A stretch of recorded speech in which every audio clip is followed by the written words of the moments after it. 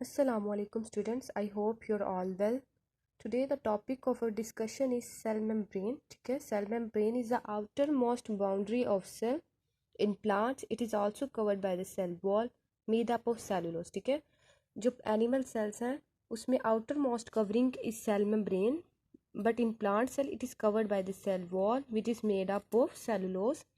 इसकी chemical composition देखें तो it is made up of 60 to 80% proteins, 20 to 40% are the lipids and small quantity of carbohydrates. ठीक है, proteins, lipids और carbohydrate से मिलके बनी होती है ये. ठीक है, इसके स्ट्रक्चर को देखें तो हमारे पास दो मॉडल्स आ जाते हैं. First is the unit membrane model and the second one is the fluid mosaic model. ठीक है, first of all unit membrane model ये कहता था कि lipid bilayer is sandwich between the two globular protein layers. ठीक है, that is the globular protein layer. ठीक है, बाहर वाली जो हमारे पास नज़र आ रही हैं ग्लोबुलर प्रोटीन की लेयर है और दरमियान में लिपिड बाई लेयर है. ठीक है, ये दोनों जो है वो फैट्स हैं. तो first of all you should have to differentiate between the hydrophobic और hydrophilic. Hydrophilic mean water loving. ठीक है, ये एल से याद रख सकते हैं कि हाइड्रोफिलिक में एल आता है. ठीक है, hydrophilic are the water loving but the hydrophobic are the water repelling. ठीक है, तो वाटर लविंग जो है वो प्रोटीन्स हो जाएंगे लेकिन वाटर रिपेलिंग जो है वो फैट्स हो जाएगा. You know fats are insoluble in water. ठीक है, तो दो हमारे पास प्रोटीन्स की लेयर्स आ जाती हैं और अंदर दो हमारे पास लिपिड की लेयर आ जाती हैं. तो यूनिट मेम्ब्रेन जो कहता था lipid by layer is sandwich between the two globular proteins layers. ठीक है, second model was fluid mosaic model. ठीक है, unit membrane model was totally wrong.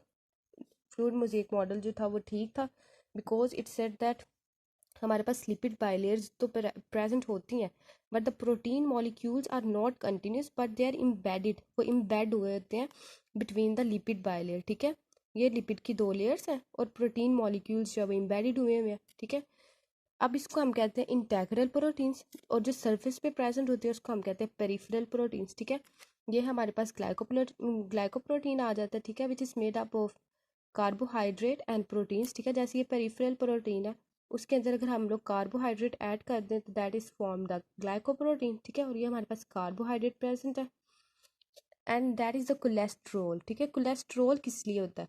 Cholesterol is use to regulate the carbohydrates within the cell membrane. ठीक है, उसके अलावा ये हमारे पास सारा फॉस्फोलिपिड है. अब हम देख लेते हैं फ्लूइड मोज़ेक मॉडल कहता क्या है. Proteins layers are not continuous, not confined to the surface of the membrane. ठीक है, but they are embedded in lipid layers in mosaic manner. ठीक है, ये मोज़ेक मैनर में लिपिड लेयर्स के अंदर इम्बेड हुई हुई हैं. ठीक है, उसके बाद charge pores through which the movement of materials takes place both by active and passive transport. इसका मतलब ये है कि इसमें चार्ज पोर्स प्रेजेंट है. ठीक है, जिसके अंदर से ट्रांसपोर्ट होती है बाय एक्टिव और पैसिव. ठीक है, ये हम देख लेते हैं कि ट्रांसपोर्ट होती कैसे है, एक्टिव ट्रांसपोर्ट क्या होती है, पैसिव ट्रांसपोर्ट क्या होती है. So let's start. That is the transport. ठीक है, transport is the major function of cell membrane. Cell membrane ने ट्रांसपोर्ट ही तो करना है, बाहर से चीज़ें अंदर लेके आएगा सेल के और सेल से जो वेस्ट मटेरियल है उसको बाहर लेके जाएगा. ठीक है, ट्रांसपोर्ट जो होती है वो एक्टिव ट्रांसपोर्ट भी हो जाती है और पैसिव भी हो जाती है. ठीक है, एक्टिव ट्रांसपोर्ट में क्या होता है? It is the uphill movement by pumps. ठीक है, अब सेल मेम्ब्रेन के अंदर पंप्स भी प्रेजेंट है, गेट्स भी प्रेजेंट है और चैनल्स भी प्रेजेंट है. You should have to differentiate कि active transport is by the pumps. ठीक है, और अपहिल मूवमेंट होती है. अपहिल मूवमेंट कैसे होती है?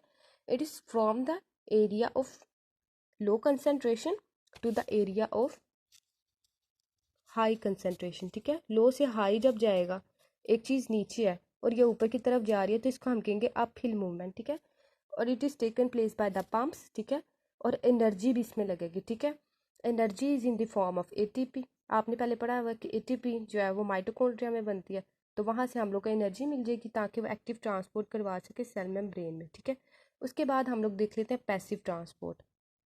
पैसिव ट्रांसपोर्ट जो है वो डाउन हिल मूवमेंट है. ठीक है, इसमें क्या होता है कि movement from an area of high concentration to the area of low concentration. ठीक है, इसमें कोई एनर्जी नहीं लगती है. पैसिव ट्रांसपोर्ट की फर्दर टाइप्स है diffusion, facilitated diffusion and osmosis. Diffusion में क्या होता है कि सिंपली मूवमेंट होती है मॉलिक्यूल्स की from the area of high concentration to an area of low concentration by the gates. ठीक है, पहले हमने देखा कि active transport by the pumps, diffusion by the gates, facilitated diffusion movement by the carrier proteins और osmosis via channels, ठीक है। ओसोमोसिस और डिफ्यूजन में क्या डिफरेंस है, ठीक है।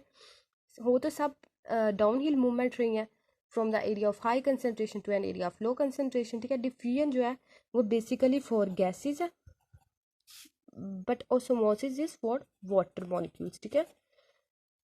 और फैसिलिटेड डिफ्यूजन जो है उसमें आप लोगों ने याद रखना है कि it is the movement of molecules bye the carrier proteins, ठीक है। इसमें कैरियर प्रोटीन्स जिसने याद है आप लोगों ने बता देना कि ये फैसिलिटेड डिफ्यूजन है, डाउन हिल मूवमेंट है by the carrier proteins from an area of high concentration to an area of low concentration, ठीक है। So that's all about the active transport and passive transport. अब हम लोग देख लेते हैं सिलेक्टिव परमेबल मेम्ब्रेन क्या होती है, ठीक है। Why the cell membrane is selective permeable membrane, because as the name shows कि सिलेक्टिव, सिर्फ सिलेक्टिव चीज़ों को सेल मेम्ब्रेन जो है वो अपने अंदर से पास करने देगी, ठीक है। Only selective substances can pass through the cell membrane, ठीक है। आपको पता है कि लिपिड्स से बनी होती है सेल मेम्ब्रेन, तो लिपिड जो होंगे वो हर जगह से इसके अंदर इम्बेड होंगे, वो हर जगह से अंदर जाएंगे सेल में। लेकिन जो आयंस है उसको डिफिकल्टीज आएंगी कुछ क्रॉस करने में सेल मेम्ब्रेन को, because as you can see here कि अगर हम लोग देखें कि एक सेल मेम्ब्रेन है, ठीक है, तो जो आयंस होंगे वो सिर्फ एक स्पेसिफिक जगह से ही अंदर जा सकते हैं, ठीक है। वो ये नहीं कि हर जगह से ही अंदर चले जाएंगे। जैसे कि लिपिड सॉल्युबल है, वो हर जगह से अंदर जा सकता है। For example vitamin A, D, E और के जो है वो लिपिड सॉल्युबल होते हैं, तो वो सेल मेम्ब्रेन में हर जगह से अंदर चले जाएंगे। फॉर एग्जाम्पल आप ये देखें, that is made up of phospholipid. तो अगर कोई भी चीज़ लिपिड से आए, फैट से बनी हुई है, जैसे विटामिन ए, डी, ई और के, तो वो इजीली अंदर चले जाएंगे, यहाँ से भी चले जाएंगे, यहाँ से भी चले जाएंगे, यहाँ से हर जगह से चले जाएंगे। But when the ions come, ions की बारी आएगी तो वो एक स्पेसिफिक जगह से ही जा सकते हैं अंदर, ठीक है। इस वजह से उसको कुछ डिफ़िकल्टीज आती हैं कि अगर वो नीचे से आयंस आ रहे हैं तो अगर उसका रास्ता जो है या गेट है वो ऊपर प्रेजेंट है तो उसको यहाँ से जाके ऊपर से आके फिर अंदर आना पड़ेगा सेल मेम्ब्रेन में, ठीक है। आई होप आपको समझ आ रही होगी इस चीज़ की। So the selective permeable membrane का मतलब यही है कि लिपिड्स जो है वो इजीली पास कर जाते हैं, लेकिन आयंस जो है उसको डिफिकल्टीज आती हैं। उसके अलावा in many animal cell, cell membrane haves to take in the materials by infoldings in the form of vacuoles, ठीक है। इसके अंदर वैक्यूल्स प्रेजेंट है, आपको पता है प्लांट्स में सेंटर में होता है वैक्यूल्स और एनिमल्स में साइड में होता है, ठीक है। इससे क्या होता है कि it is like endocytosis, endocytosis में आ जाता है फेगोसाइटोसिस, ठीक है। जो लाइसोसोम्स आपको पता है फेगोसाइटोसिस बेसिकली करवा देता होता है, ठीक है। और पिनोसाइटोसिस, फेगोसाइटोसिस में eating up of solid particles और पिनोसाइटोसिस ऑफ लिक्विड पार्टिकल्स, ठीक है। उसके बाद इन न्यूरॉन्स, सेल मेम्ब्रेन न्यूरॉन्स में जो है ट्रांसमिट करती है नर्व इम्पल्स को, और नर्व इम्पल्स बेसिकली क्या करती है, फॉर न्यूरोमस्कुलर कोऑर्डिनेशन, ठीक है। कोई भी रिफ्लेक्स आँख लेकर जाना, तो वो इसका फंक्शन है, ठीक है। That's all about cell membrane. I hope you can understand what I taken the concept, ठीक है। आपने इसका कॉन्सेप्ट लेना है और इसको समझना है, अब इसको बुक से पढ़ना।